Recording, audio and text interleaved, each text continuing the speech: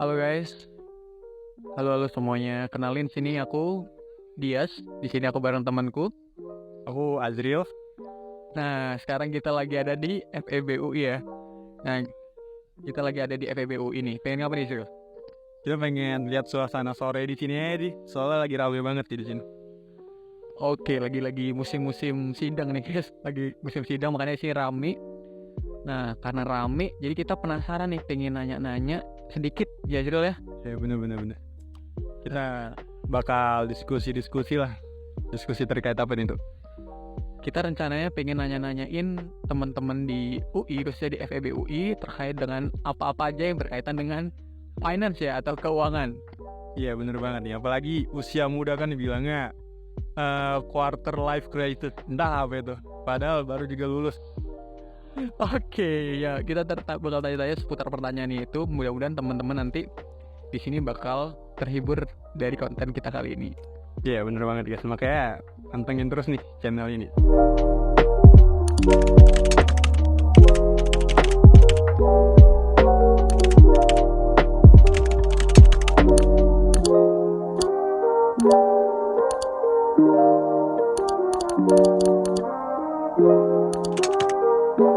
Halo Bang Gomi.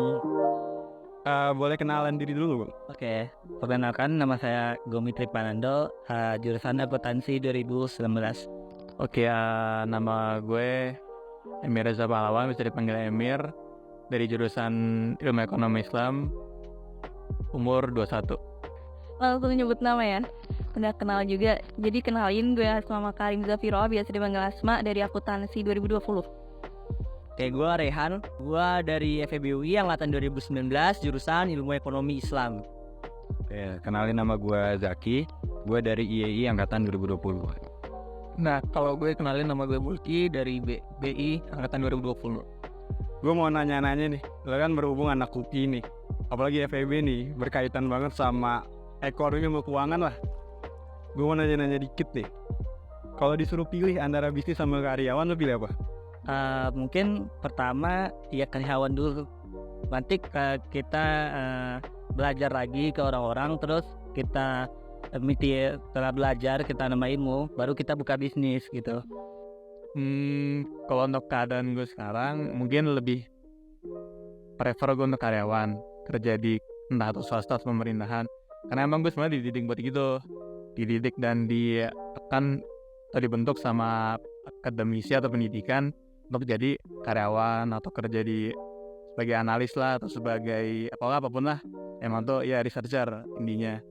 Sebenarnya gue pingin banget bisnis, cuman karena gue butuh modal juga dan gue ngerasa juga butuh pengalaman kerja, jadi gue selama beberapa waktu mungkin milih karyawan dulu di perusahaan gitu, ambil ilmunya, kemudian bisa nyambi sambil berbisnis gitu. Karyawan. Bisnis. Mungkin karena jurusan gue ngeriel sama bisnis Islam ya, dan gue juga sekarang lagi ikut yang namanya inkubasi bisnis, jadi gue pengen jadi pebisnis. Terus pengen nanya deh, lo kan akuntansi nih, ekspektasi lo setelah lulus dapat gaji berapa? Sebenarnya gue realistis juga, karena gue nggak pinter-pinter banget di akuntansi, dan ngelihat teman-teman gue tuh agak FOMO juga sih. Jadi gue sekitar 8 juta sih ekspektasinya untuk setahun 2 tahun gitu. Oke, 8 juta udah kayak viral beberapa waktu yang lalu ya, palingnya 8 juta. Oke, mungkin ini gue relate banget sih, karena gue kan bakal insya Allah masuk di dunia kerja ya.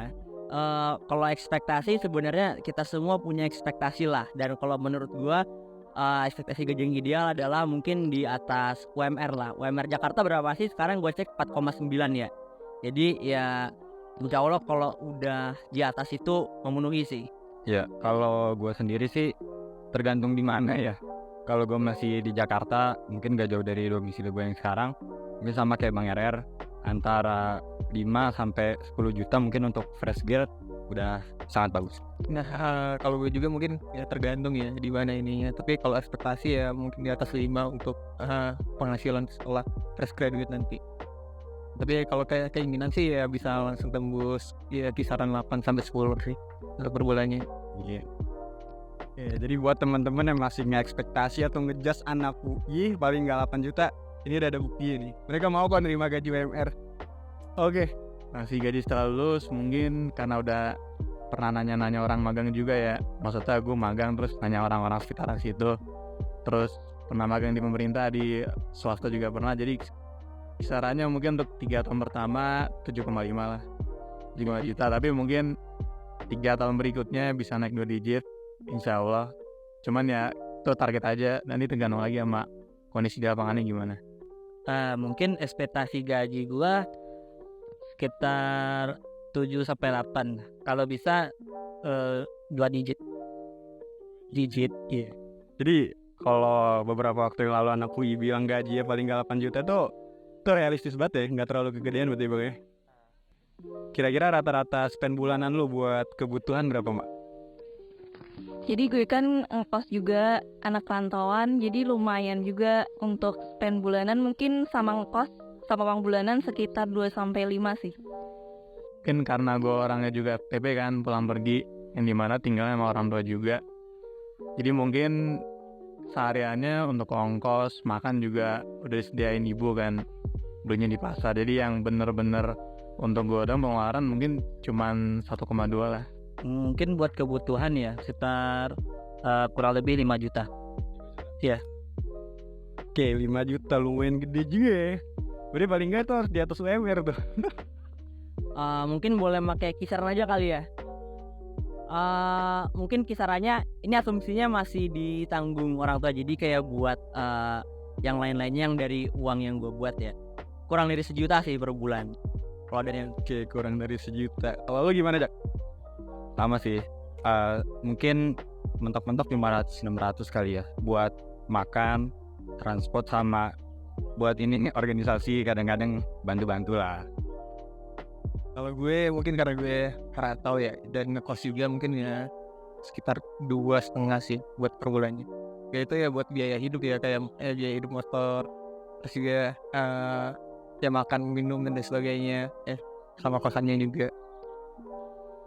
Sorry Bang, berarti umur lu berapa sekarang? umur saya 23.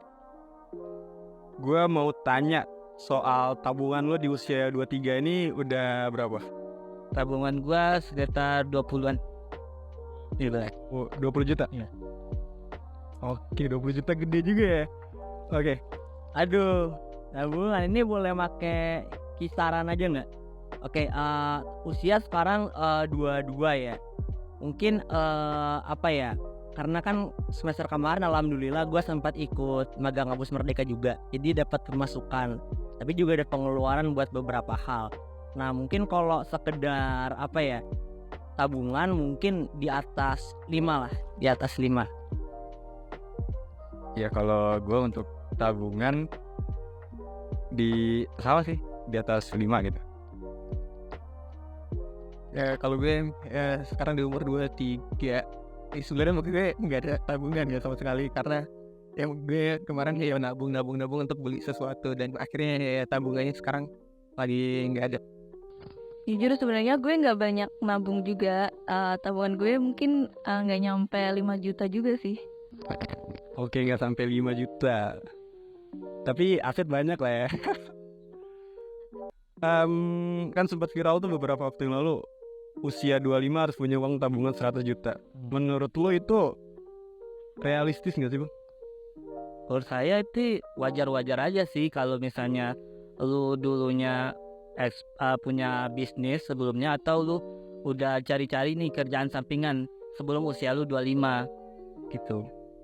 Oke, berarti realistis banget Bang ya. Bisa. Sebenarnya itu banyak yang bilang juga mungkin bisa kesampaian, mungkin enggak. Tapi menurut gue gak mungkin juga sih 100 juta, sedangkan posisi gue sebagai karyawan gitu.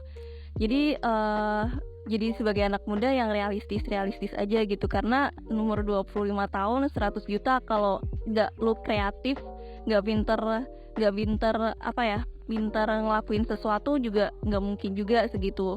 Tapi mungkin sekarang banyak konten kreator kayak UGC di TikTok gitu yang bisa dapet setiap kali ngepromosiin sesuatu bisa dapat 10 juta, 20 juta gitu mungkin bisa gitu ya kalau misalkan dia punya kompetensi yang bagus. Cuman untuk orang-orang yang males-malesan terus habis itu dia cuma hobinya rebahan doang kayaknya nggak mungkin sih 100 juta gitu kecuali kalau emang kalian berusaha. Ya kalau dari gue pribadi sih, menurut gua itu misal lu lulus kuliah umur 21-22 ya, terus langsung dapat kerja katakanlah, itu cukup achievable, tapi bukan mandatory, jadi nggak harus dapat gitu loh. Kalau dapat syukur, kalau enggak ya udah bersabar gitu. Yang penting gimana caranya lu nyesuaiin ini sih gaya hidup dengan penghasilan lu, jangan sampai pasak lebih besar daripada tiang gitu. Oke, pertanyaan cepat deh. Investasi penting atau enggak? Investasi penting banget sih apalagi gue belajar di akuntansi emang kita harus investasi apalagi di pasar modal gitu ya. Tuh guys, perlu banget investasi di pasar modal. Tapi jangan sampai ke binomo dan all in trade itu bukan ranahnya pasar modal.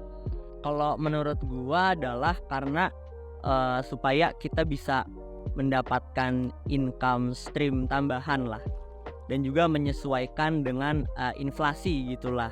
Ya mungkin kalau misalkan dari gua ya, mungkin yang tadi udah bilang prefernya karyawan, mungkin bisa pilih investasi yang risikonya rendah gitu tapi tetap liquid kayak reksadana, atau misalkan kayak obligasi konvensional atau sukuk untuk yang syariah gitu ya.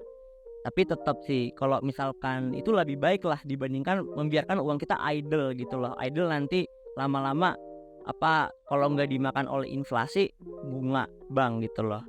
Terakhir deh, sebagai orang ekonomi nih, investasi perlu apa enggak? Perlu banget.